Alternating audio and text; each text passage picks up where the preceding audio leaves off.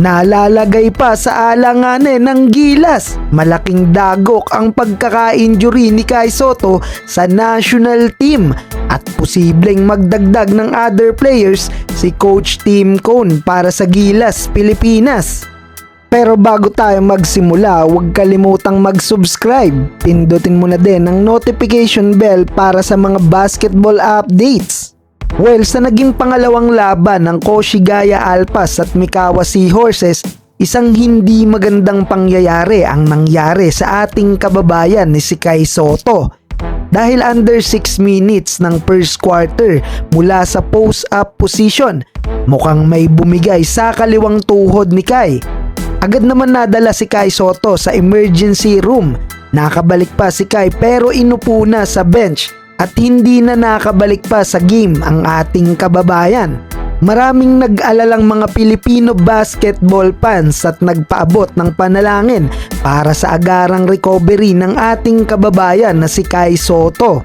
Magiging malaking factor ang pagkakawala ni Kai sa kupunan nitong Koshigaya Alpas, lalo't this season pa naman ang most dominant performance ni Kai sa Japan B-League. Sa ngayon wala pang klarong report kung gaano kalala ang natamong injury ni Kai at inaabangan kung gaano katagal ang magiging recovery ng ating Gilas Bigman. Lalo't parating na rin ang February window ng FIBA Asia Cup 2020 qualifiers. Home and away games to at una nating makakalaban ang kupunan ng Chinese Taipei sa February 20. After nyan, muling masusubukan ng Gilas sa kupunang gigil na gigil makabawi sa ating national team, ang New Zealand sa February 23. Nag-iintay pa rin ang Gilas sa official MRI result ni Kai. Nakatutok ngayon ng Gilas Camp sa magiging solusyon kung sakali na hindi makakapaglaro si Sotto this coming FIBA window.